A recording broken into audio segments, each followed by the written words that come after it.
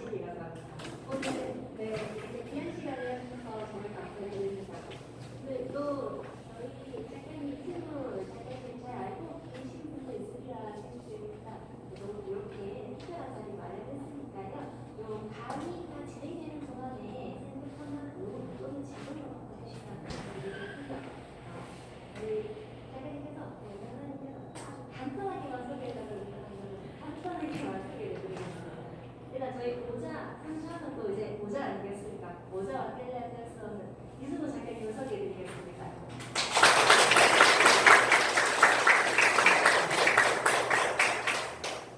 안녕하십니까. 방금 소개받은 이승우입니다. 이렇게 유서 깊은 도시 300의 고장, 충효의 고장, 이 상주 땅에 와서 시민 여러분을 뵙게 되어서 진심으로 영광으로 생각합니다. 주어진 시간이 많지 않은 관계로 지금 곧바로 강의를 시작하도록 하겠습니다. 좀 상의 약간 더운 느낌인데 상의 좀 편히 해도 되겠습니까? 네. 죄송합니다.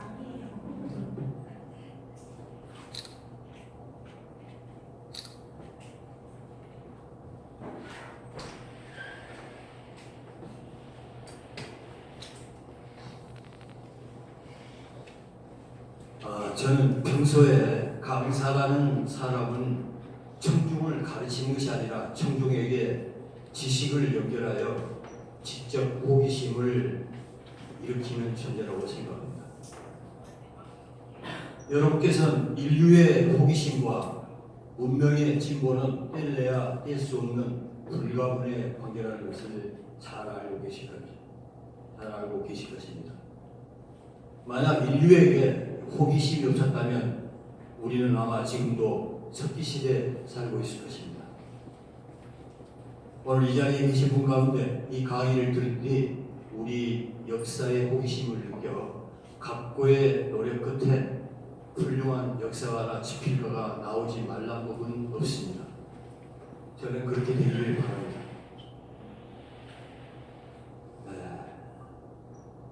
나중에 말씀드리겠지만 저도 130년 전 이 땅에 왔던 어떤 서양인의 글에서 호기심과 함께 감동을 느껴 이 책을 집필하게 되었습니다. 제가 이 자리에서 확신하는 한 가지는 이 강의가 끝날 무렵에는 여기 계신 모든 분들이 우리 문화의 뿌리가 얼마나 깊고 단단한지 알게 될 것이라는 점입니다. 자, 지금부터 편안한 마음으로 잃어버린 우리의 기억을 찾아서 함께 모자의 나라로 여행을 떠나도록 하죠.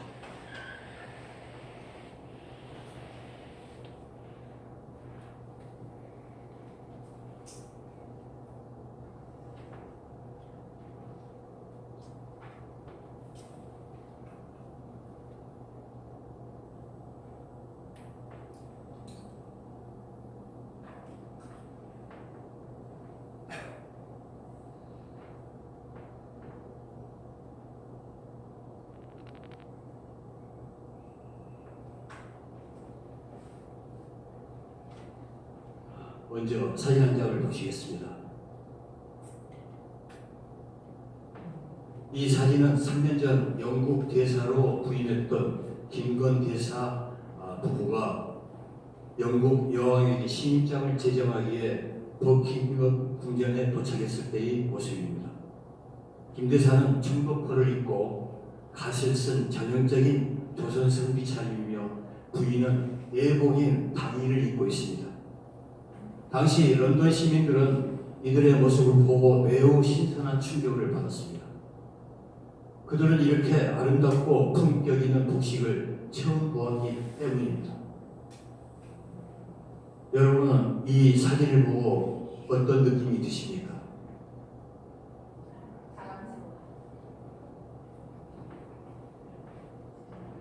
자, 오늘의 강의의 대주제는 여기 보이는 네 가지입니다. 첫째, 조선은 왜 모자왕국이 되었을까? 둘째, 조선에는 과연 어떤 모자가 있었을까? 셋째, 모자왕국 조선은 서양인의 눈에 어떻게 비춰졌을까? 넷째, 그 많던 조선의 모자는 왜 그렇게 빨리 사라졌을까입니다. 우선 본론으로 들어가기 전에 보통명사 모자라는 용어를 정리하고자 합니다. 조선왕조실록에서 모자라는 단어를 검색을 해보니 태조실록에 한자 모가 나오고 태종실록에는 모자라는 단어가 나온 것으로 보아 모자라는 단어는 중국에서 들어온 한자어가 확실합니다. 우리 선조들은 모자를 통틀어 쓰게 또는 관모라고 불렀으나 모자를 보다 세밀하게 관, 건, 임, 모로 나눠서 불렀습니다. 제가 여기 저기다가 판서를 해놨습니다.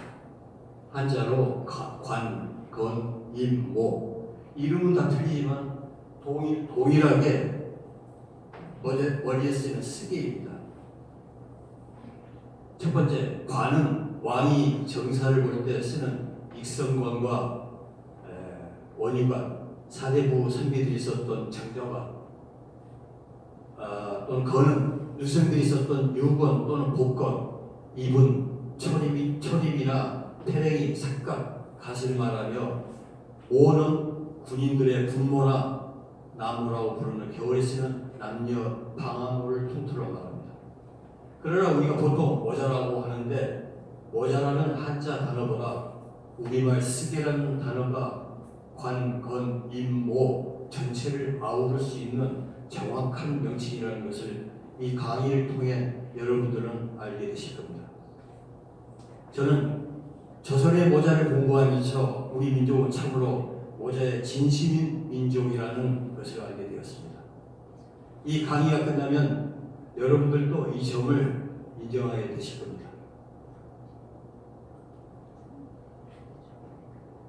자, 그러면 첫 번째 주제인 조선은 왜 모자 왕국이 되었을까요?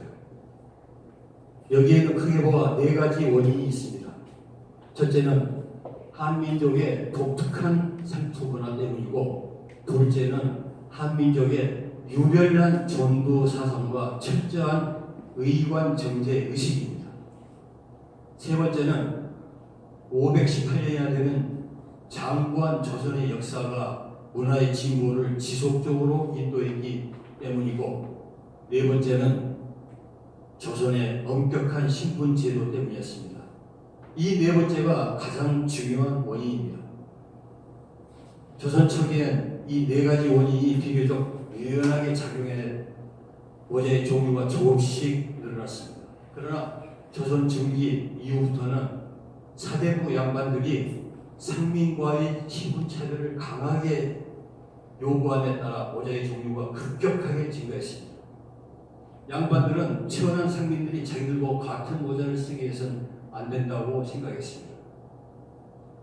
이런 이유로 급증하게 된 모자는 그 사람의 성별과 신분, 직업, 심지어는 빈부의 차이까지 나타내는 소시얼 코드, 즉 사회적 신호가 되었습니다. 따라서 조선의 모자는 신분 제도라는 성리학적 요구와 아름다움과 편리함을 추구하는 인간의 욕망까지 함께 어우러져 수많은 종류로 분화하여 발전하게 되었습니다.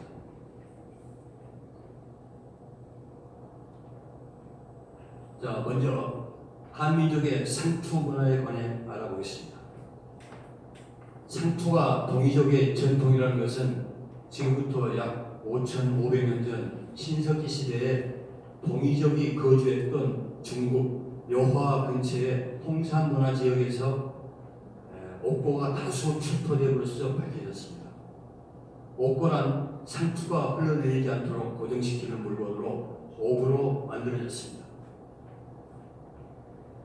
중국인들은 주변 국가를 모두 야만국, 오랑캐로 불렀습니다. 중국인들은 우리 한국을 동이라고 했습니다.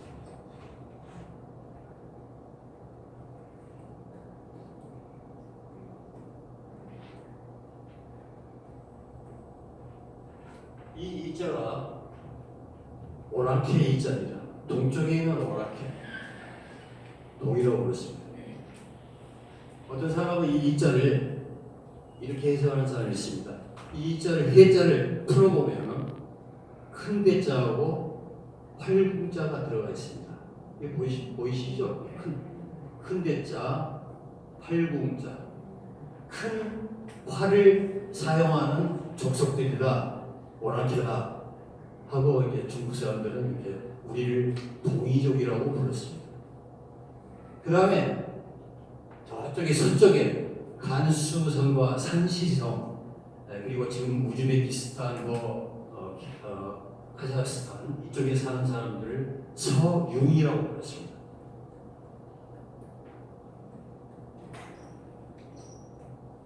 이 융자도 마찬가지로 오랑캐의 융입니다. 서쪽에 있는 오랑캐라는 뜻이죠. 또 남쪽에 있는 베트남, 태국, 라오스, 미얀마 지금 현재 그 지역에 사는 사람들을 남만이라고 불렀습니다.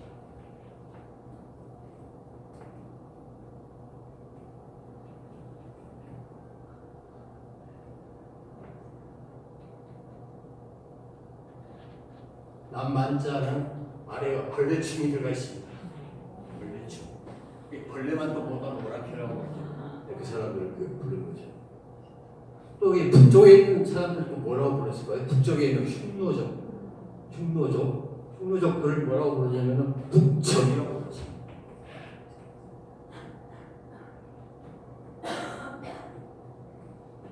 이 적도 역시 오랑캐적입니다.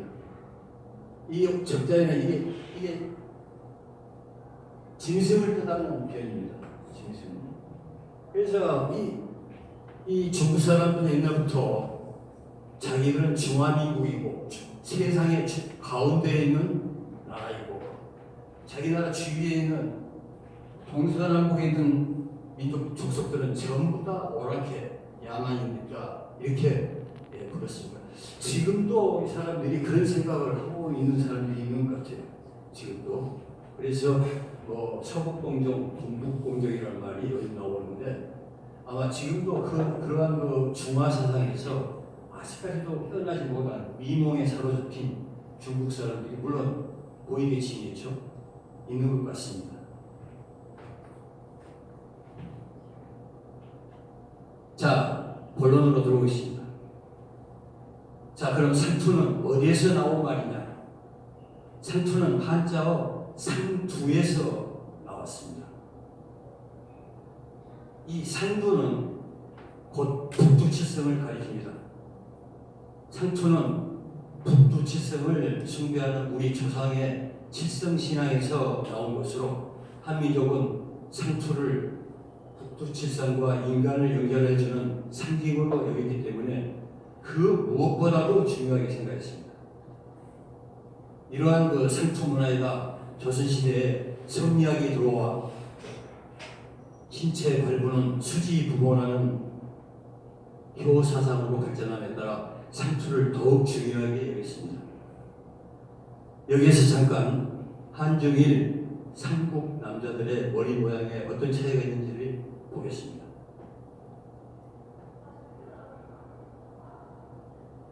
먼저 오른쪽에 보이는 사진은 일본 사무라이들이 하는 머리 모습인 천막입니다. 일본 전국시대에 사무라이들이 전투할 때 이 생기는 높은 체를 발산하고자 이 머리를 밀었습니다. 이것이 그 천막의 시초가 됩니다. 저 그림은 일본의 헤이안 시대부터 무로마치 막부, 에도 막부 시대를 거쳐 메이지 시대까지의 천막의 변화를 보여주고 있습니다. 중앙의 사진은 만두처럼 생긴 옛날 중국인의 올림머리입니다. 이에 비해 조선인의 상투는 정수리에 머리를 밀어낸 후 단단히 묶어서 상투를 하는데 여기에서 지금도 우리가 사용하는 소갈머리 같다, 주변머리 같다 라는 말이 생겨났습니다. 자, 여기에서 첫 번째 문제를 드리겠습니다. 이 문제를 맞히시는 분에게 28,000원 정가인 저의 책을 드리겠습니다. 자, 쉽습니다. 여기 왼쪽 사진에 보이는 이 인물이 누구인지 아시는 분은 손을 들고 말씀해 주세요. 손을 들고. 이 앞에 계시는 우리 첫 번째로 이 답을 바로 맞히셨습니다.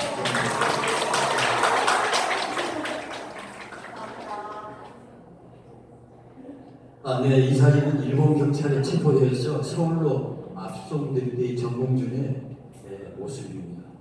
로프 장군 정봉준. 상주 시민들 여러분들 참 인문학 지식이 높다는 얘기를 많이 듣습니다. 깜짝 놀랐습니다.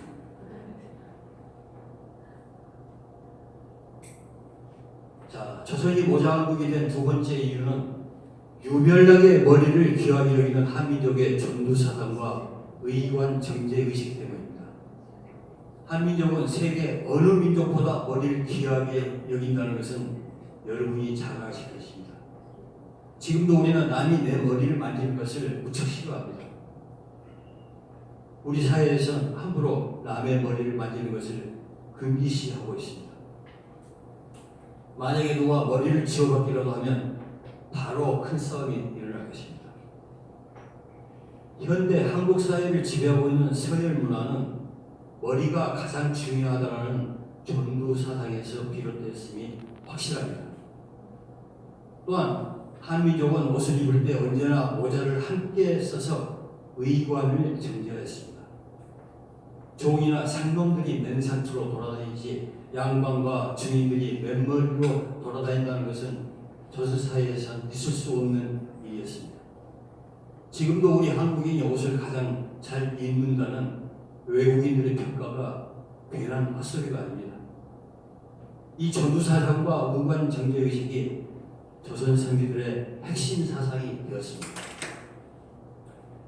여기에서 전두사상과 의관정제에 대한 단재 신채호 선생과 충정봉 민영환의 재미있는 에피소드를 소개하겠습니다.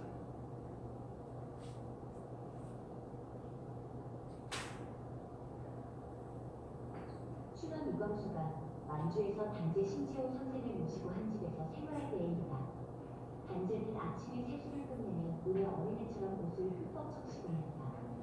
고개를 숙이지 않고 뻣뻣하게 선 채 세수를 하는 바람에 내 옷이 물에 몽땅 젖었다. 누비 속옷 한 벌밖에 없는 궁핍한 남녀 생활이라 늘 젖은 옷을 볕에 말려서 입어야만 했다.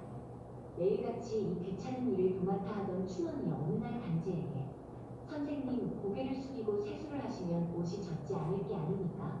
라고 넌지시 권유했다. 그러자 단재는 뭐라 하는 건가? 고개를 숙여?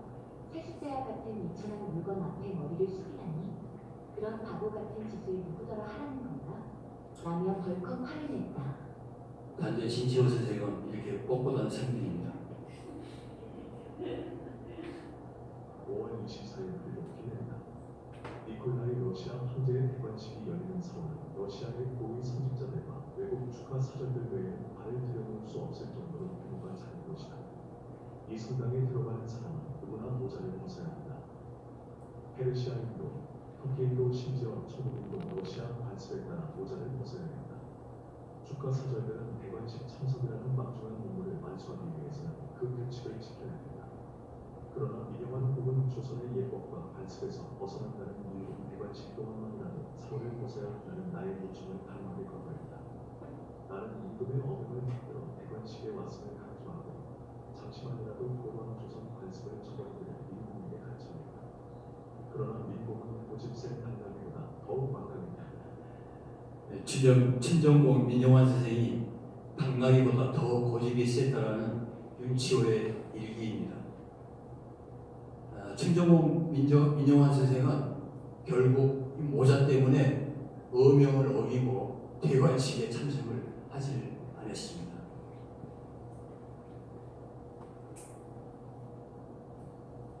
조선이 왜 모자왕국이 되었는가? 그 세 번째는 조선왕조가 태조왕 때부터 순종까지 무려 518년 동안 왕조가 계속되었기 때문입니다. 518년